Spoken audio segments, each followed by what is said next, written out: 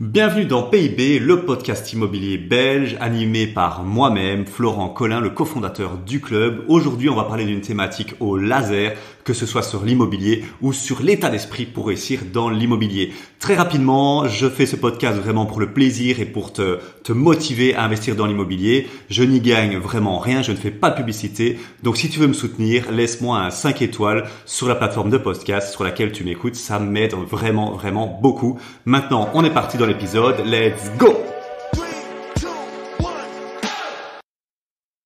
Bonjour à toi, ici Florent Collin, le cofondateur du club et investisseur dans l'immobilier rentable depuis 2018. Dans cet épisode, on va un peu parler de liberté financière. Ça a été un concept qui a été fortement mis à la mode dans les années passées, on va dire 2020, 2021. Là, il l'est un peu moins, mais je pense sincèrement que c'est le moteur numéro 1 de pourquoi les gens investissent dans l'immobilier. En tout cas, moi, ça a été mon moteur. Et alors, pourquoi je veux t'en parler aujourd'hui spécifiquement? Parce que d'ici quelques jours, je décolle pour l'île Maurice pendant plus d'1 mois, avec l'objectif pas de passer des vacances, Les gens dans notre entourage, ils comprennent rien, ils pensent qu'on va faire des vacances. Non, c'est pas les vacances que je vais faire, c'est voir si l'île Maurice pourrait convenir à moi et ma chérie pour y vivre au minimum 6 mois de l'année.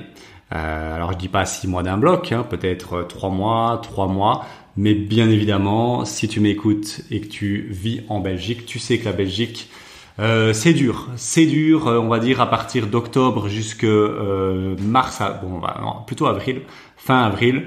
La luminosité, on la cherche, le soleil, on le cherche, on cherche beaucoup de choses en fait pendant cette période-là qui dure à peu près 8 mois et c'est assez démotivant. Moi, ma compagne est assez sensible à ça et à juste titre, la grisaille à longueur de temps, c'est chaud. Je me disais encore avec elle il y a pas longtemps que les Belges, donc nous, on est solide au niveau mindset, au niveau mental, parce que pouvoir se faire des choses motivantes, dynamisantes, qui demandent de l'énergie, de l'effort, avec une grisaille pareille, c'est quand même des exploits, quoi. C'est démotivant de bosser par du temps gris, Je sais pas ce que vous en pensez. Et donc, on est quand même des warriors. Enfin bon, voilà, ça c'était la petite introduction. J'avais envie de parler de ça parce que vu que je pars à l'île Maurice, c'est aussi la concrétisation un peu d'une première étape vers vraiment cette liberté géographique et temporelle. Alors liberté, je l'ai déjà, je veux dire temporelle, mais géographique, pas encore. Et là, c'est vraiment la première étape très concrète qui aurait dû être faite déjà depuis 2021, mais bon, voilà, avec le Covid, c'était complexe. Pour voyager, tu le sais très bien. Alors, pour parler un peu de liberté financière, c'est une notion assez subjective. Mais avant d'aller plus loin, il y a quand même 2 choses dans la liberté financière que souvent les gens ignorent ou ne se rendent pas compte. Oui, il y a le mot financier.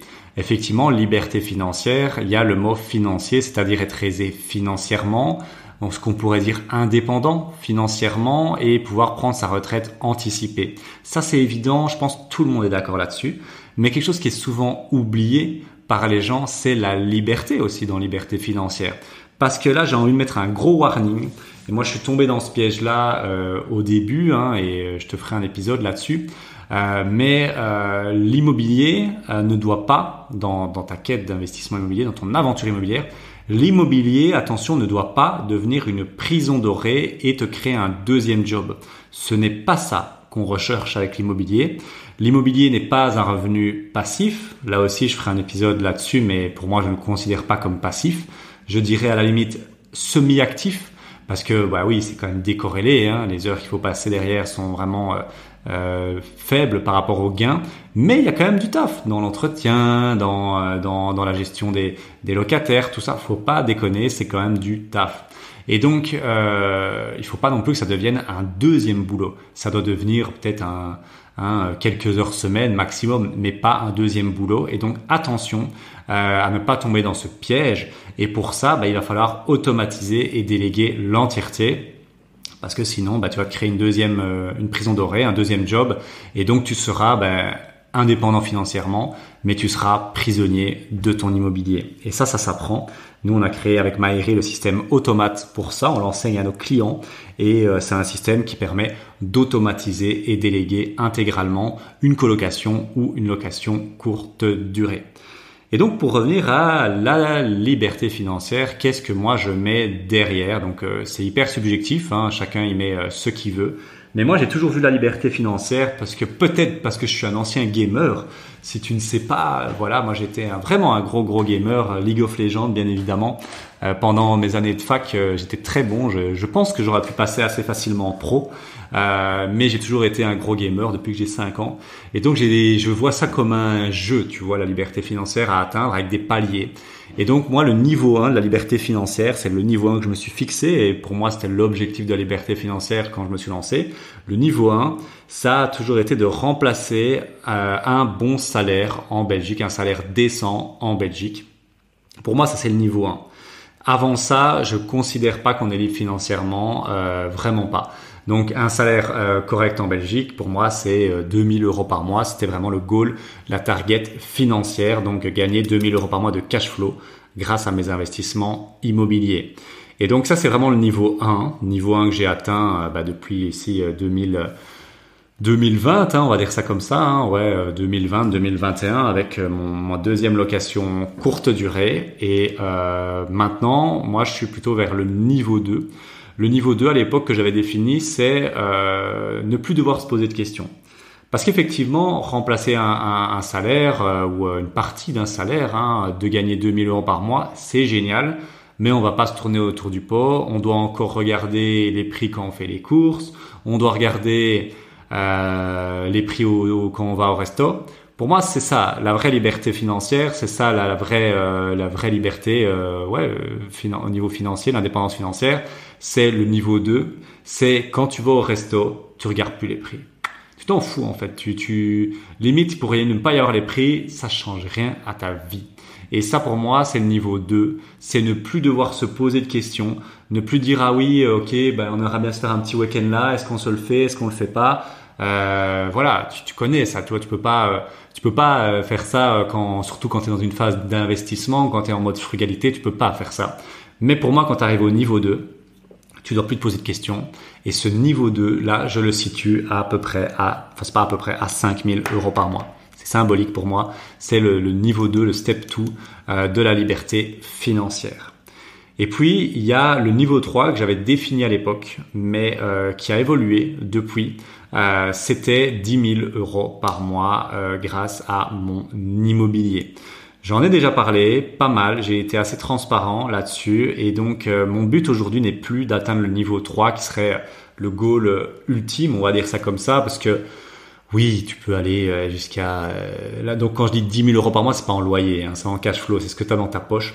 Oui, c'est génial, 10 000 € par mois, mais allez, à la limite, c'est encore OK. C'est un objectif que je atteindrai peut-être, que j'aurai envie d'atteindre. Mais je vais t'expliquer pourquoi ça a changé. Mais au-delà de ça, pour moi, c'est pas utile, c'est pas nécessaire. Franchement, je veux dire, voilà, si tu rêves d'une vie yacht, jet privé, Lamborghini, tous ces trucs-là, c'est peut-être pas avec l'immobilier que tu vas pouvoir l'obtenir facilement, c'est plutôt avec le business qu'on atteint ce genre de lifestyle-là. Pour moi, l'immobilier, 5 000, 10 000 € par mois, t'es bien, tu peux te faire une plaisir, t'as ta petite voiture que t'aimes bien, mais tu vas pas aller en yacht, tu vas pas aller en jet privé, des choses pareilles. On n'est pas sur ce niveau-là de vie-là. Pour moi, c'est la vraie liberté, c'est pouvoir avoir la vie que tu veux. Pour moi, j'ai fixé des buts financiers dans la liberté financière parce que pour moi, ça permet quoi, ces buts financiers-là? De vivre la vie comme je l'entends, de travailler si j'ai envie de travailler et d'être mon propre patron et ne dépendre que d'une seule personne, moi-même et ma femme pour le coup, vu qu'on est à deux à faire ça. Mais c'est ça pour moi la vraie liberté et pour moi ça, c'est quand tu atteins certains paliers financiers. Et pourquoi maintenant je me suis plutôt arrêté aux alentours de 5 ans. Je dis arrêter, mais non, je continuerai. Mais là, mon objectif numéro 1, c'était ça. Et là, je suis en train de l'atteindre, à mon avis, en 2023. 2024, on va dire, le temps que tout soit terminé. Parce qu'en fait, faut comprendre une chose, et ça les gens l'ignorent souvent, et c'est pour ça que j'ai parlé de l'île Maurice. 5 000 € en Belgique, c'est bien, mais c'est pas non plus la folie, tu vois. Ouais, c'est génial, c'est incroyable, mais tu vas pas pouvoir aller au resto gastro tous les jours. Mais j'aimerais bien que tu entres une chose dans ton cerveau ici, c'est que 5 000 € en Belgique, oui, c'est déjà génial tout ça, mais si tu prends 5 000 € et que tu vas ailleurs avec ces 5 000 € là, ce qui est le cas quand tu fais de l'immobilier et t'as pas besoin d'être présent, hein. Ici, je pars un mois à Maurice, va y avoir une dizaine de locations, ça va tourner. Je suis pas là, hein, ça va tourner. Et donc, tranquille.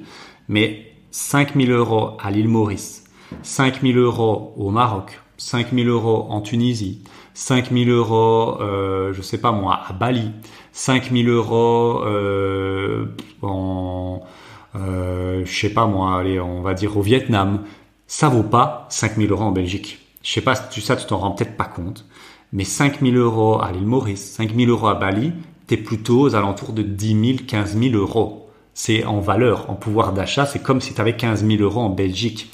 Et donc, à quoi bon aller chercher de la complexité à vouloir 10, 15, 20 000 € en Belgique, alors qu'avec 5 000 €, c'est comme si j'en avais 15 000 dans un autre pays où il y a du soleil toute l'année, où il fait bon vivre, où les gens ont le smile, où les gens sont sympas et où il y a un écosystème naturel de fou furieux. Pourquoi je me casserai la tête? Tu vois, c'est ça maintenant ma réflexion que je me dis, et surtout que ça devient très très réel, vu que là le mois que je pars à Maurice, c'est vraiment pour explorer et voir si on pourrait y vivre. Mais si je vis 6 mois à l'île Maurice avec 5 000 € par mois, surtout que j'ai pas que l'immobilier, hein, moi je fais d'autres choses, c'est comme si j'en avais 10 000 à l'île Maurice. Et là, je peux te dire qu'avec 10 000, t'es bien. Là, t'es vraiment, vraiment bien. Tu te refuses rien. Il n'y a pas de souci à ce niveau-là. Et ça, ça, c'est une dinguerie. Ça, c'est vraiment une dinguerie. Il faut en être conscient. Donc, vraiment, 5 000 € par mois, maintenant, c'est mon objectif et on est en train de l'atteindre. Et vraiment, il y aura un gros changement de vie, surtout si on vit 6 mois de l'année à l'île Maurice. Et peut-être que ce sera 6 mois de l'année à l'île Maurice, 3 mois dans des pays différents et puis 3 mois en Belgique pour le business, pour l'immobilier, pour continuer dans cette voie-là. Et donc ça c'est très très important à bien comprendre. Pour moi c'est vraiment important. Et puis je terminerai mon épisode là-dessus. Là c'est en toute transparence. Moi quand je me suis lancé dans l'immobilier et je pense que tu vas avoir ça aussi, mais je te le dis, tu vois. Moi je me suis lancé dans l'immobilier avec cet objectif d'avoir 10 000 € par mois. En fait, il s'avère que là, ça fait 3 ans et demi, bientôt 4. On avance, on évolue vers cet objectif-là. Mais en fait, il y a quand même un truc qu'il faut comprendre. L'immobilier, c'est semi-passif. Et avoir 10 000 € par mois de cash flow en immobilier, ça implique quand même une sacrée charge de boulot. Il va falloir gérer pas mal de choses. Et ça m'intéresse pas en fait. Ça m'intéresse pas. Je préfère être à 5 000, avoir une charge de travail suffisante, mais pas non plus exagérée, que de doubler cette charge de travail-là, qui va vraiment être conséquente. Et je suis désolé de te l'apprendre, mais qui dit plus de gains financiers, dit plus d'emmerdes, plus de challenges, plus de problèmes. C'est comme ça. C'est une corrélation, hein. Je pourrais te faire un graphique. Plus tu gagnes d'argent, plus tu as d'emmerdes et de problèmes. Et c'est OK. C'est OK, tu vois. Mais moi, j'ai décidé de mettre mon curseur dans ce niveau d'emmerde, de problèmes et de challenge, pas dans l'immobilier. Dans le business, oui. Avec le club, on a des emmerdes, des problèmes, des challenges toutes les semaines. Mais je kiffe. Vraiment, je kiffe parce que j'adore le jeu du business. L'immobilier, c'est autre chose. L'immobilier, c'est toujours le même problème, c'est toujours une problématique, c'est toujours de la maintenance. C'est pas un niveau de problème et d'emmerde que j'ai envie d'avoir et de doubler, de tripler, de faire x10 ce niveau de problème et d'emmerde. Voilà, ça c'est très important pour moi. Il faut en être vraiment conscient. Et donc, là, je suis vraiment dans un switch de mindset et voilà, je dis pas que toi par contre si tu es quelqu'un de très gestionnaire, très rigoureux, que tu aimes bien rester très carré, tu pourras gérer peut-être assez facilement un niveau d'emmerde à 10 000 €. Mais moi, avec ma compagne, on s'est mis d'accord, le niveau d'emmerde qu'on est prêt à gérer au niveau immobilier, c'est 5 000 € par mois. Voilà, ça représente 4, 5, 6 courtes durées. on va plutôt dire 5, et on est prêt à gérer ça. C'est des emmerdes, ça en est pas mal même, mais je suis prêt à le faire. Mais je serais pas prêt à le faire avec 10, 12 Airbnb. Non, ça je serais pas. Ça demande une autre logistique, ça demande un autre niveau d'engagement, et j'ai pas envie de faire ça. J'ai pas envie de faire ça parce que à un moment, et ça les gens s'en rendent pas compte quand ils se fixent des objectifs, il y a un choix à faire. Est-ce que je préfère gagner 1 000 € de plus par mois ou avoir je sais pas, on va dire 10 heures de problèmes en moins et de charge mentale cognitive en moins par mois? Bah moi je te dis, je préfère avoir 10 heures à ce niveau-là, quand pour moi 5 000 €, quand je suis à l'île Maurice, ça en vaut 10 000. Je suis pas prêt à me remettre 10 heures de tracas et de stress et sur les bras. Voilà, ça c'est important. Et donc tout ça pour dire, je t'explique ça parce que là je suis en train de faire un switch avec ma femme. On a sécurisé, on va dire, le niveau qu'on voulait. Et là je suis vraiment en train de faire un switch sur l'achat-revente, où on peut gagner des grosses sommes avec du taf. Là par contre c'est beaucoup de taf. L'achat-revente c'est plutôt de l'actif, c'est pas du tout du passif l'achat-revente, mais les sommes sont assez importantes et donc ça équivaut à pas mal de cash flow, on va dire 5 à 10 ans de cash flow en général qui sont accumulés d'un coup. Et ça me botte bien. Ça parle aussi à ma femme parce que on fait le taf une fois et puis c'est fait et on n'en parle plus et on profite aussi des fruits du travail, tu vois. Et puis il y a un truc aussi que j'ai déjà expliqué, je pense, ou si c'est pas le cas, j'ai déjà expliqué à des clients, c'est que l'immobilier locatif c'est toujours le même schéma, toujours la même chose. Et donc à un moment il manque un peu de piment, d'excitation, de challenge, et donc quand tu es à ton 5e, ton 6e, ton 7e, c'est toujours le même déroulement. Et c'est ok, mais moi je te dis, ce qui m'excite beaucoup, c'est les challenges, les opportunités liées au business, et l'achat-revente c'est un peu comme un mini business. Et donc ça, avec ma femme, ça nous botte beaucoup. Et peut-être que dans 5 ans, je te dirai autre chose, tu vois. Mais là, actuellement, c'est vraiment l'achat-revente qui me parle, qui m'appelle. Pourquoi? Parce que j'ai sécurisé l'argent, tu vois. Si le club devait s'effondrer, si mes achats de revente devaient prendre plus de temps que prévu, c'est pas grave. J'ai mon locatif qui est là, ma liberté financière qui est là, et il n'y a pas de panique. Et donc on est indépendant, on va dire financièrement, on s'en sort bien. Et donc maintenant on peut aller vers des projets plus risqués, parce que l'achat-revente, bien évidemment, est beaucoup plus risqué que le locatif. Et donc il faut faire des choses dans l'ordre. Après, ça c'est ma définition de l'ordre. Peut-être que toi tu t'en fous et tu veux démarrer directement sur l'achat-revente. Si c'est le cas, on a un accompagnement, tu le sais. Mais si tu veux faire le schéma plutôt classique, d'abord du locatif et puis accélérer avec de l'achat-revente et puis ne faire peut-être plus que de l'achat-revente. Je ne sais pas. Ça, ce sera à toi de voir et moi, je te dirai ça d'ici quelques années. Là, en 2023, on veut vraiment s'y mettre et on est sur le coup. On verra ce que ça donne. Mais là, on a 2-3 pistes assez sympas avec ma compagne. Voilà pour ce petit épisode mindset sur la liberté financière, ce que j'en pensais. J'espère que ça a pu te donner un peu de clarté et de recul aussi, que je te partage un peu mon feedback là-dessus, parce que je pense que c'est les questionnements que toi aussi tu vas avoir et peut-être que tu pourras peut-être gagner du temps, tu vois. Et donc c'était vraiment l'objectif de cet épisode. J'espère que tu as apprécié. Si c'est le cas, n'hésite pas à mettre un 5 étoiles ou un petit commentaire si tu regardes sur YouTube. Ce fut un plaisir. On se retrouve dans le prochain épisode. Belle journée à toi.